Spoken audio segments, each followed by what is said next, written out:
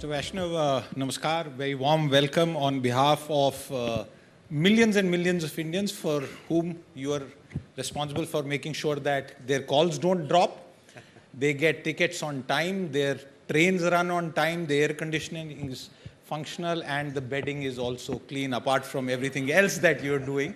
But as I welcome you to this India at 100 and you have noticed that we are going to talk about global leadership. I want to start with the first question because the conversation which SBM just had with Rahul is a tough act to follow. So I'll try and move away from telecom for a few minutes.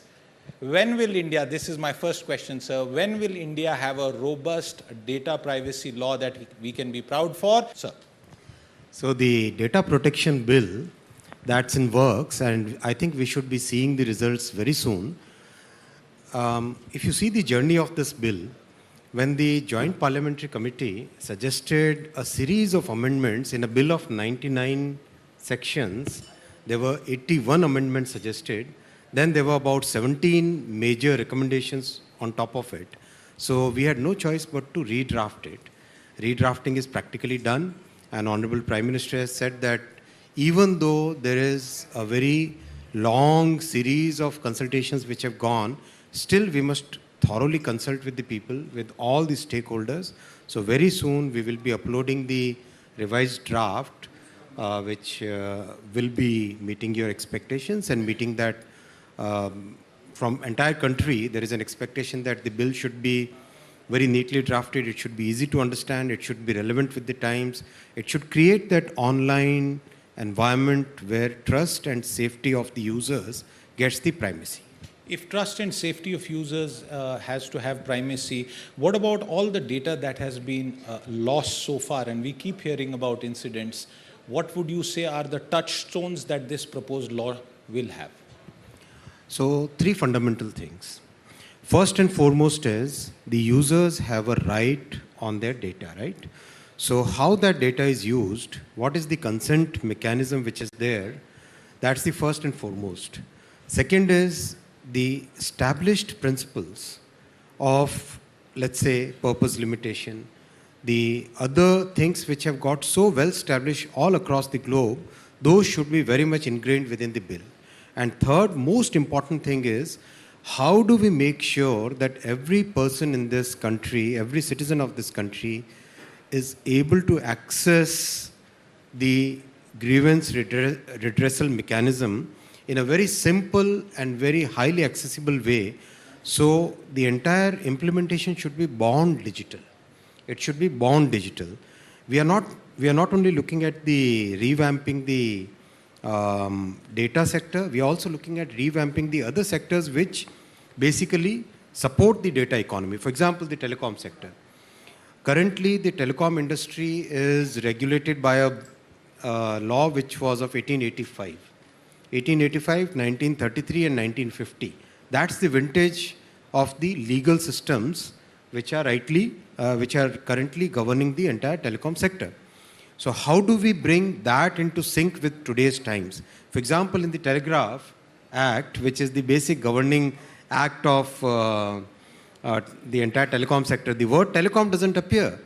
Wireless was not there. Spectrum was not even part of the discussion during those days. So we are revamping all these things. You're revamping all these things. Let me move on in the time that we have to, since you took the conversation to telecom. 5G Bharat, it is reality. You have yourself announced October. How will India benefit from 5G 5-10 years down the line? Not immediately because it's going to be a creamy layer proposition, perhaps in the initial few days, although Mr. Mittal will try and Mr. Ambani will try and do their best to make it a mass proposition. How will the average Indian benefit? First of all, it will be a mass proposition.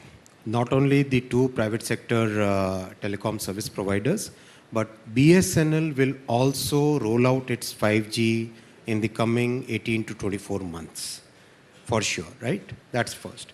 Second is, the big difference that 5G will bring, it will be in two sectors, education and health.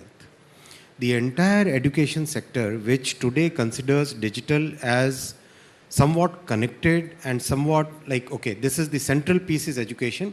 Now there is something digital I can build around it, right? That will reverse. Digital will be the core and the education sector will be built around it. Same thing will happen in the healthcare sector.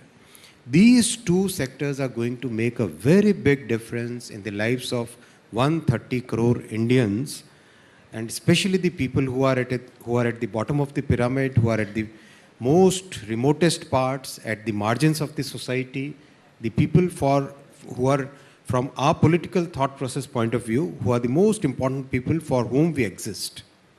A question around sustainability of the sector. Mr. Mittal raised that point, and before you answer that, and I'll request you to do that, I just want to say that when we started off today's deliberation, Mr. Jyotiraditya Scindia also spoke about, in response to a question from me, about the taxation on ATF, which adds to the cost. From a same point of view, what would you say to what Mr. Mittal just asked? On the taxation in telecom sector, the right person to ask would be the finance department. Of course, we are already in discussion with the finance ministry. What are the things that can be rationalized? But what's important is we have a very large user base. So even a small piece of revenue, when multiplied by 130 crore users, the numbers become really good. So in relative terms, the taxation is not as taxing as it would be had the market been smaller. That's the first point. Second point is, we are coming up with a series of reforms. September, something happened, then Prime Minister sanctioned something more, then in November and December we had more reforms. Then in March, April, we had another set of reforms on the WPC procedures side. Then ROW reforms, which we announced yesterday. So PM has been continuously pushing us and saying that our regulatory system should become the benchmark for the world. Each and everything that we are doing in fulfilling Prime Minister's vision of that world-class benchmark, gold standard of regulation. World should come and copy our regulatory setup. So all those things are in the works, things which have already happened, many things. Some things are, as we speak, things are getting done. So all those things combined should be seen as the right way of looking at the entire framework. Mr. Vaishnav, Prime Minister Modi has several times said that it's not the business of the government to be in business. A lot of the taxpayer money that is collected from telecom perhaps is also going into Bharat Sanchar. Your government, the Prime Minister's government, has taken a very bold decision around Air India.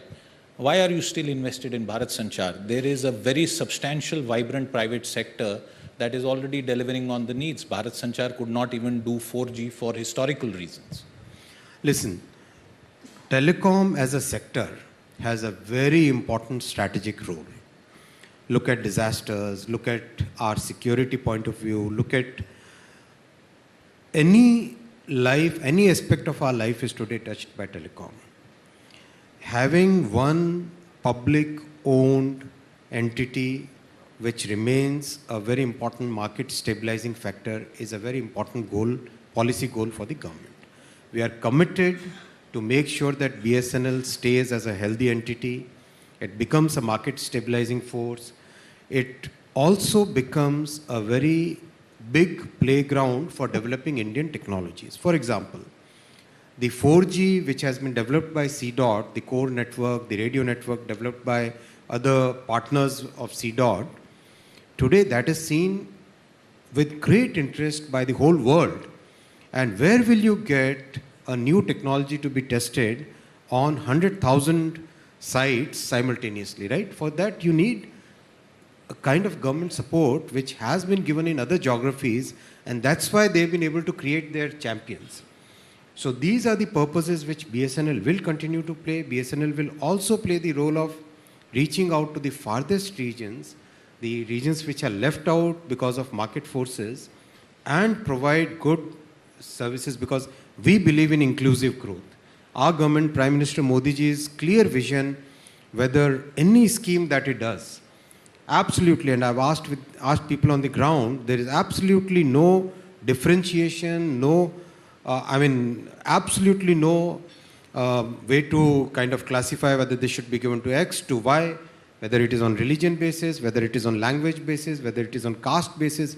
Everybody gets the same benefits. So that's a goal, that's a policy goal, that's the way our political thinking is. Can there ever be a goal, for example, for the removal of the universal service obligation levy, which is one of the levies that Mr. Mittal spoke about? We have a user development fee that is charged on aviation passengers. These are not even indirect taxes, they are levies which don't get counted. Can we expect that at some time all such charges will go? I don't think it will go, it shouldn't go.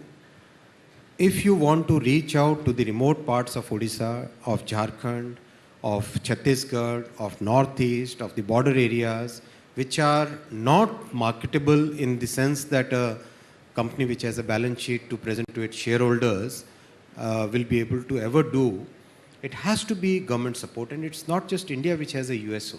It's the whole world which has a USO. There's a standard ITU norm which has been defined.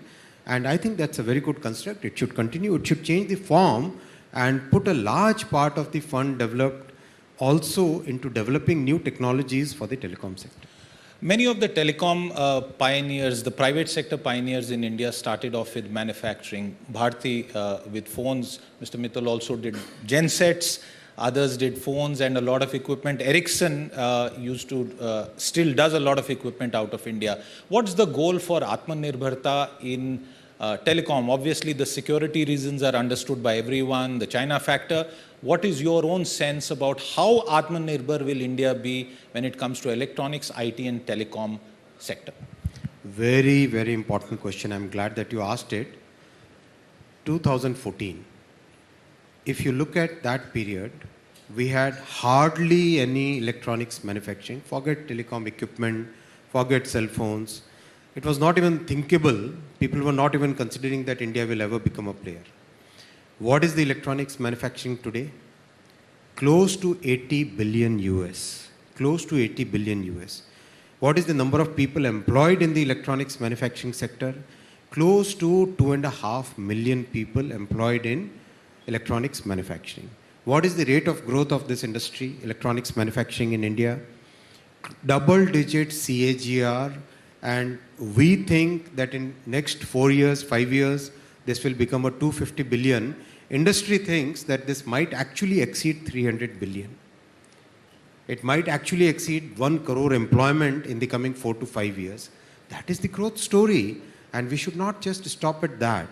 We are now tweaking our policies to have more and more IP getting into those products.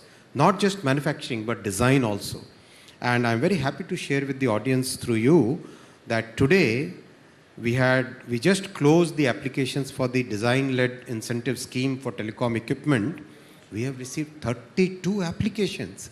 I mean, imagine 32 companies willing to put their investment in India, not just for manufacturing, but putting their design efforts, putting their design teams.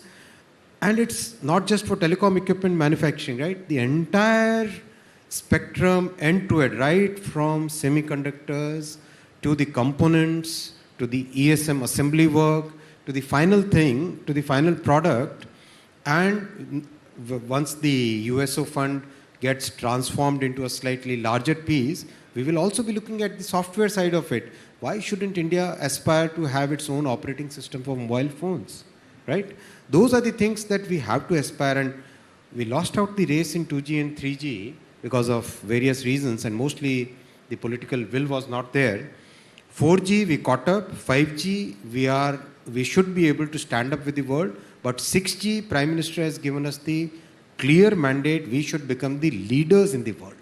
Since you spoke about semiconductors, I also want you to tell our audience, what is the progress on the semiconductor manufacturing plan? The PLI scheme, if I recall correctly, was announced almost 9 months back, sir, and I have spoken to you about that. Meanwhile, we see the global shortage of semiconductors. We've seen what Intel has done, investing billions of dollars. Where do we stand on that? Do we see light at the end of this tunnel? We have made excellent progress on the semiconductor program. See, a typical decision on semiconductor happens in a time frame of 14 to 16, 14 to 18 months. That's a typical time frame all over the world, right? I am very happy to share with you that 1st January of this year is when we had launched the entire program. 15 December last year is when Prime Minister approved the program. 1st January we uploaded the applications. Today we are in a position where in the coming 2 or 3 months, we should be having the first groundbreaking ceremony for Indian semiconductor manufacturing units. It's a great progress. And I take a round of applause for that. And we decided when we did that program, we'll cover the entire thing, and Prime Minister gave us a mandate that it should be for 20 years. That should not be a 4-year or a 5-year horizon thing, right? We promised to the world that we will develop 85,000 talents, right from PhDs to MTechs to BTechs to the people in the clean room, the entire chain. And very happy to say that a full cohort of institutes, almost by now, by today's count, it should be about 48 institutes have already signed up in this program, where the courses are now getting tailored towards semiconductor design. And almost all the international big training institutes, they have signed MOUs with us within the last 8-9 months. It's a great progress. I think this will be a very big fundamental shift in our entire ecosystem, because as the electronics manufacturing grows, the demand for chips is going to increase. And if that demand can be met out of India, then imagine the change that will bring in the country. Sir, we are the vaccine manufacturing capital of the world. By when do you think we could be the chip manufacturing capital of the world? Listen, that would be a very difficult question to answer. What I can say is we will definitely become the chip design capital of the world. For sure we will become, because today we have close to 55,000 semiconductor design engineers working for various companies. And as part of our semiconductor program, we have brought out a design-led scheme where people, the engineers who want to try out their luck in designing semiconductor chips, they can come out, they can use common facilities which are getting developed at CDAC unit in Pune, and start up their venture. If they succeed, well and good. Even if they do not succeed, there is a great ecosystem which is already there. So I can say with good sense of confidence, with high degree of confidence, that within next 5 to 6 years, we will become a great semiconductor design capital of the world. We will definitely use that capability to feed into our semiconductor manufacturing also. I need to ask you a follow-up. While I'm really happy about what you said, does it mean that you're scaling back the ambition of having an actual fab in India? Because absolutely not. Okay. We will have not just one fab, we'll have multiple fabs. But see, the world is today far, far ahead of us, right? So we have to really accelerate our journey. Will it take 10 years to become a major player in semiconductor manufacturing? Probably not 10 years, but definitely 5 to 6 years it will take. Sir, what does Taiwan have that we don't in this space? Taiwan started very early. I wish the previous governments would have given the same importance to these things, very fundamental building blocks of economy, that the way Prime Minister Modi ji is given. My final questions in the time that we have left, and this is continuing with the theme of Atmanirbharta, which is across sectors, and we are not discussing your other portfolios today, but coming back to Atmanirbharta, startup and innovation, there are several companies, small startups, small companies, which have done great work when it comes to core telecom products. What's your outlook about them? Do you think they can succeed? Because the reality is also that the big behemoths control the global supply chain, they control patents, they control IP. What is the hope and support that you can give to startups who are in telecom manufacturing doing a lot of innovative stuff? There have recently been M&A deals also in this space. I'll invite you to participate in the IMC, Indian Mobile Congress, very soon. It will happen in the first week of October, and interact with the startups. The kind of energy that they have. See, the support that we have given is not just financial incentives. The support that we are giving is very comprehensive support. And what is that comprehensive support? I'll take a couple of minutes to explain. To be able to have, let's say, a very important piece of the entire telecom infrastructure, the radio network, right? Now, if you manufacture a radio unit and you don't get a chance to test it, integrate it with the core network and see how it performs, where will you sell it? It's that whole chicken and egg thing. So the way we decided to break it is we asked CDOT to prepare to develop a 4G and 5G core. Now, any startup who wants to develop a radio network, which is a very large part of the capex, and of course later on the opex and the revenue side also, anybody who wants to develop a radio network gets an opportunity to integrate the radio in the CDOT core, then gets the opportunity to install that in the BSNL network. Imagine that kind of fundamental comprehensive support that a startup gets, and that is what the winning thing is. I can bet with you in 2 years' time we will become a large exporter of telecom equipment. Forget just being them having those manufacturers and designers for India, they will be supplying to the entire world. That will be wonderful. Made in Bharat, made by Bharatiyas.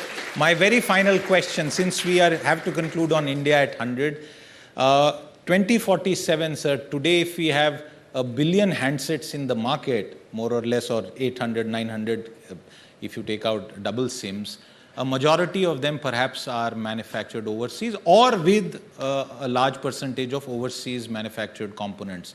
By then, how much of it will be truly made in India, made by Bharat, by Bharatiyas? Much before that.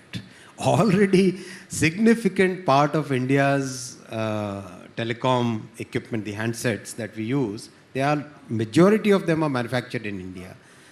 I mean, I think we should be reaching that goal by 27 or 26 itself. Absolutely.